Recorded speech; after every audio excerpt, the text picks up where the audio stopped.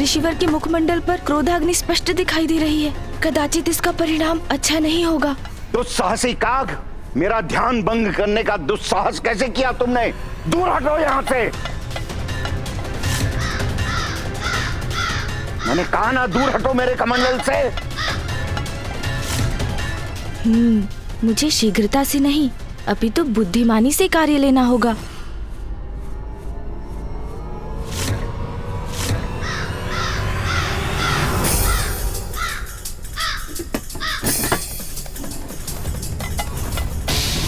इस काग का इतना दुस्साहस मेरे कमंडल का जल पीने को आतुर है।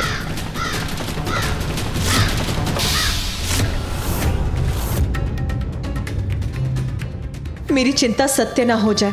कहीं क्रोधावश ऋषिवर गणेश को दंडित करने के लिए उसे श्राप ना दे दे। गणेश, ऋषिवर को और क्रोधित मत करो। इसी पल लौट आओ, मुड़ जाओ वहां से।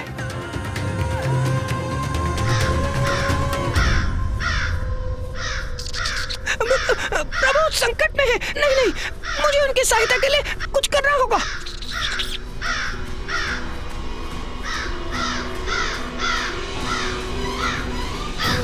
मुझे क्षमा कर दीजिए प्रभु, मेरे पांव तो ऋषि अगस्त के भय के कारण जड़ हो गए हैं, आगे ही नहीं बढ़ रहे।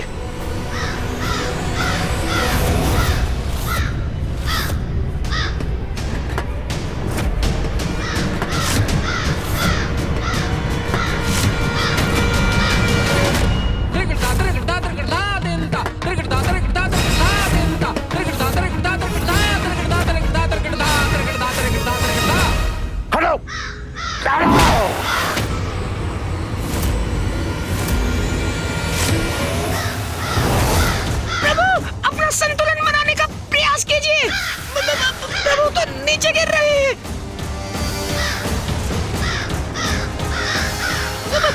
चिंता मत कीजिए प्रभु, मैं आपको संभालने का प्रयास करूंगा। प्रभु, मैं आ रहा हूँ प्रभु, मैं आ रहा हूँ। प्रभु, आप कुशल तो हैं?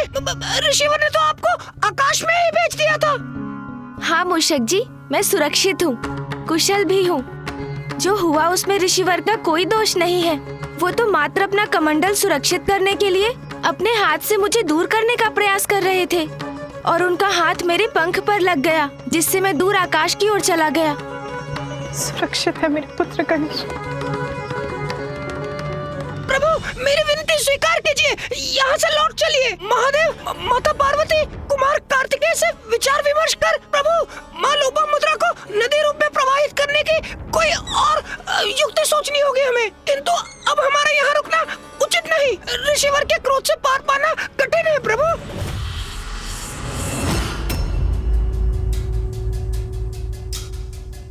अब दूर हट गया वो काग, पुनः ध्यानस्थ होता हूं मैं।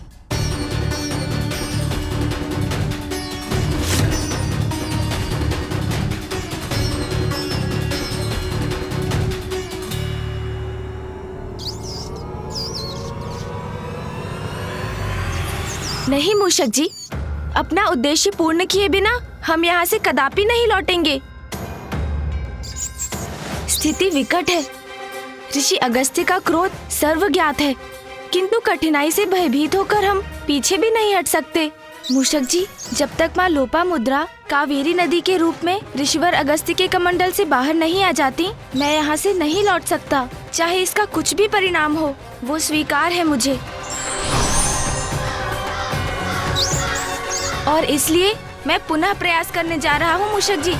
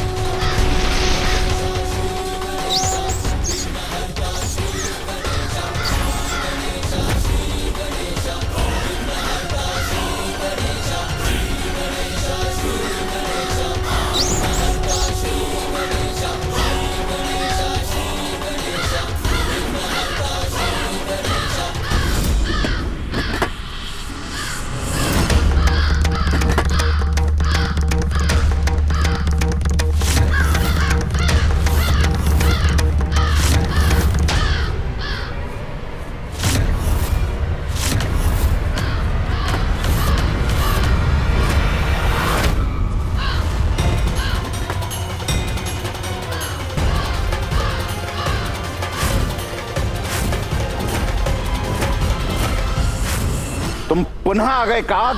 दूर हटो, दूर हटो, दूर हटो मेरे कमंडल से।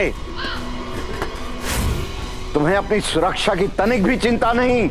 इस बार और भी भयंकर परिणाम होगा।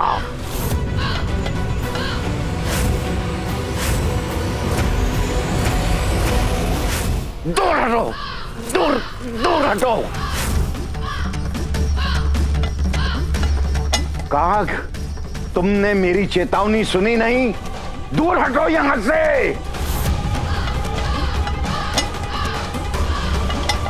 हटाओ, हटाओ। मेरे कमंडल को स्पर्श भी किया तो उसका भयंकर दुष्परिणाम भुगतोगे तुम। हटाओ यहां से, जाओ।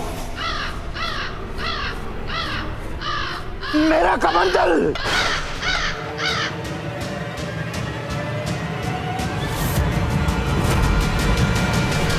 उद्दंड काग, इस कमंडल को सुरक्षित स्थान पर रखते ही तेरी उद्दंडता का कठोर दंड दूंगा मैं।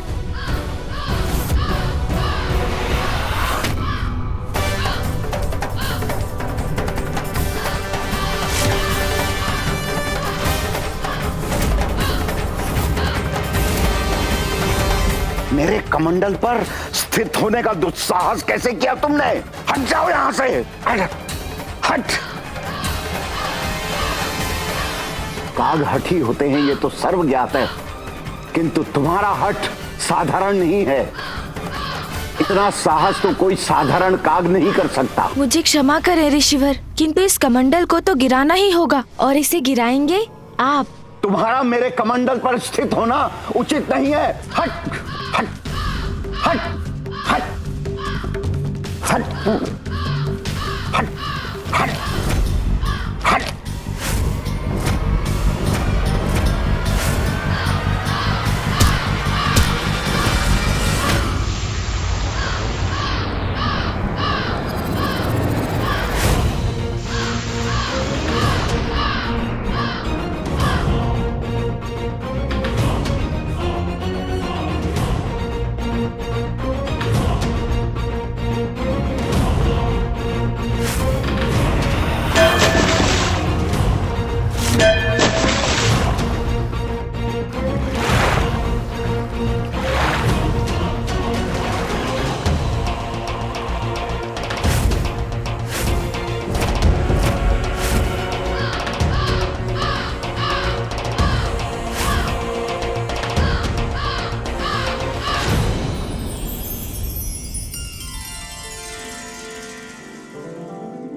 माता, आप कमंडल से बाहर आइए।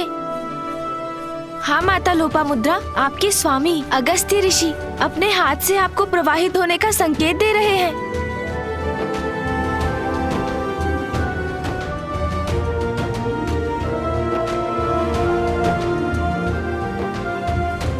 आप अपने जल को प्रवाहित कीजिए माता। प्रणाम माता लोपामुद्रा। पाद पंकजम्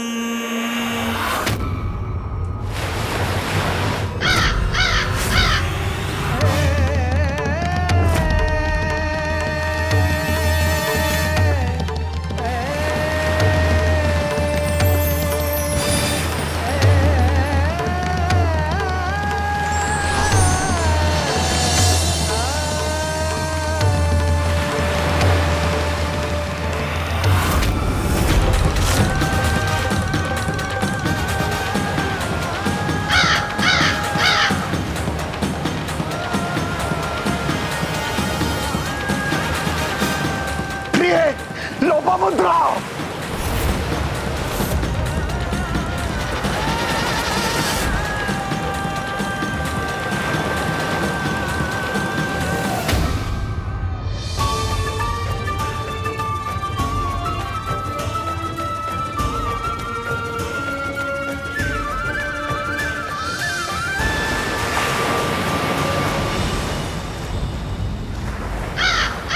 इतना बड़ा अनर्थ कैसे किया तूने?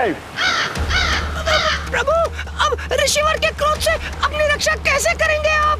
दुष्ट काग, रुक, मैं तुझे श्राप देता हूँ। ऋषिवर का क्रोध अपने चरम पर पहुंच चुका है।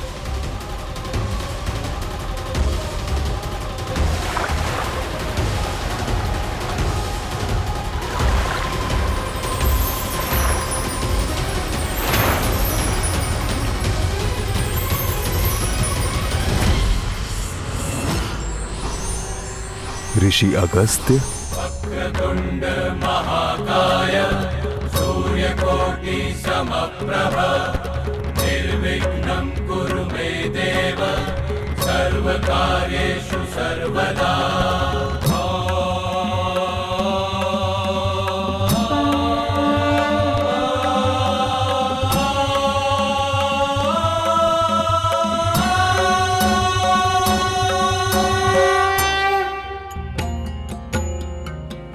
प्रणाम प्रभु महागणपति।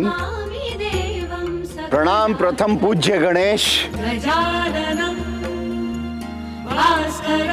मेरी ही प्रेरणा से जग कल्याण हेतु गणेश ने आपके कमंडल में बाधित नदी को मुक्त कराकर उन्हें प्रवाहित किया। प्रभु, मोहवश कितनी बड़ी भूल कर बैठा मैं। जन कल्याण में बाधित बन बैठा, नियति को बाधित किया मैंने, और ये भी ना समझ सका कि काग रूप धारण कर प्रथम पूज्य गणेश स्वयं मुझे उचित कर्म करने का संकेत दे रहे हैं। मुझे क्षमा कर दीजिए प्रभु, मुझे क्षमा कर दीजिए, क्षमा कीजिए महागणपति, क्षमा करे प्रभु। मैं बहुत लज्जित हूं प्रभु, बहुत लज्जित हूं, मुझे क्षमा कर दीजिए। एक ऋषि, एक तपस्वी होकर आसक्तिवश मैं अपने को मुक्त नहीं कर सका। सदा जन कल्याण मेरा उद्देश्य रहा, किंतु आसक्तिवश मैं ही उसमें बाधा बन गया। सबको सुख पहुंचाने वाली, धरती को जल से सींचने वाली नदी को मैंने रोक रखा। बहुत बड़ी भूल हो गई मुझसे प्रभु, बहुत बड़ी भूल हो गई। मुझे क्षमा कर दीजिए, मुझे क्षमा कर दीजिए प्रभु, मुझे क्षमा कर दीजिए, मुझे क्षमा करे परम पूज्य गणेश जी।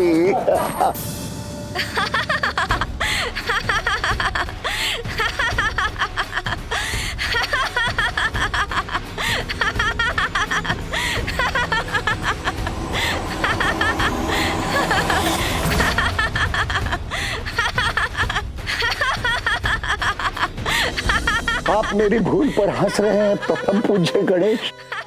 उचित है, कदाचित ऐसी भूल का यही उचित परिणाम है। ऋषिवर, आप अभी ये जो कर रहे हैं उसे देखकर मुझे उस समय का स्मरण हो आया जब मामा श्री हरिनारायण ने मेरे समक्ष उठक बैठक कर मुझे हंसाया था। इसलिए मैं ये विधान करता हूँ, आज से जो भी मेरे समक्ष ये दोनों क्रियाएं करेगा, मैं उसकी सभी धर्मोचित मनोकामनाएं यथाशीघ्र पूर्ण करूंगा।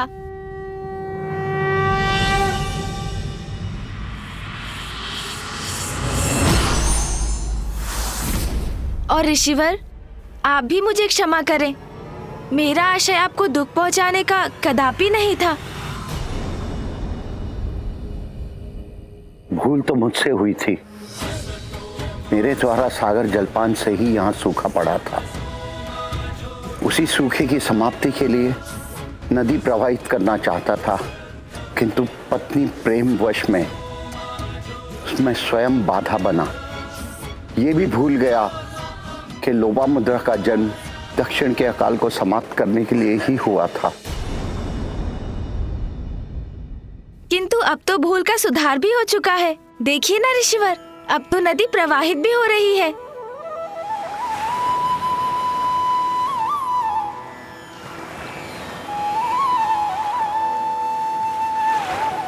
इतना पावन जल, इतना स्वच्छंद बहाव, धन्य है, धन्य है।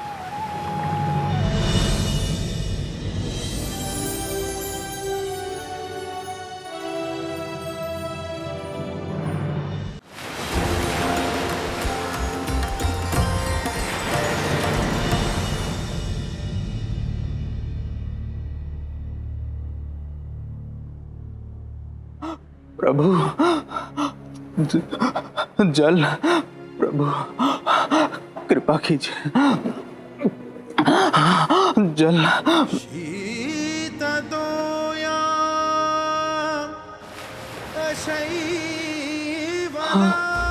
ये मेरा भ्रम है या वास्तव में जलधारा की ध्वनि? परमानंदे कुरु करुणामय कातरवंगे तव तट निकटे यस्य निवासः खलु वैकुंठे। प्रभु आप धन्य हैं, आपने मेरी प्रार्थना सुन ली।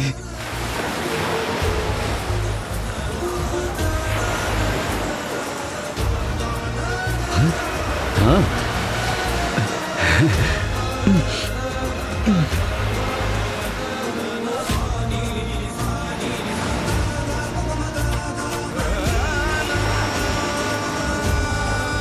इस नदी के जल ने तो हमें तृप्त कर दिया।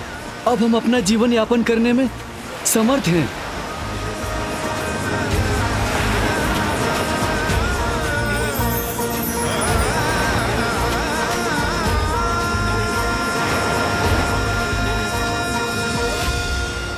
जल से परिपूर्ण हो गया हमारा जीवन।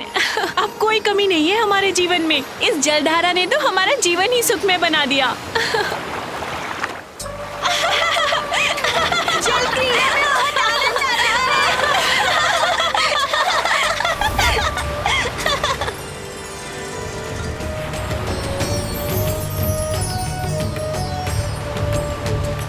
धन्य है कावेरी नदी, धन्य है विघ्नहर्ता गणेश जी, जिन्होंने मेरे मोहपाश को मिटाया, मेरे सत्कर्म के मार्ग में आए विघ्न को दूर किया, लोपामुद्रा को कावेरी नदी के रूप में मुक्त किया।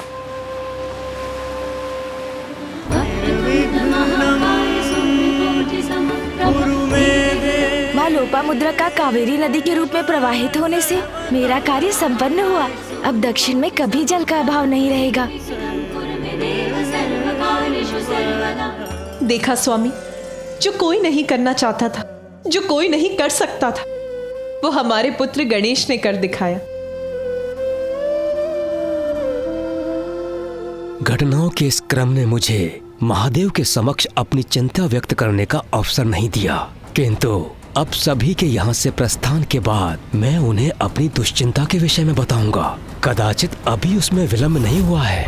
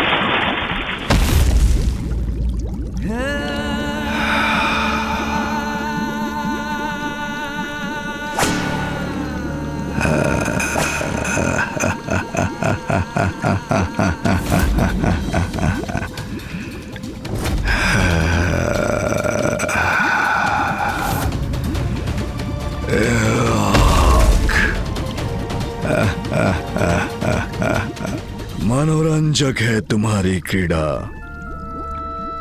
किंतु इसका अंत तुम्हारे अंत के साथ ही होगा, क्योंकि सर्वश्रेष्ठ जलंधर से किसी का बच पाना असंभव है।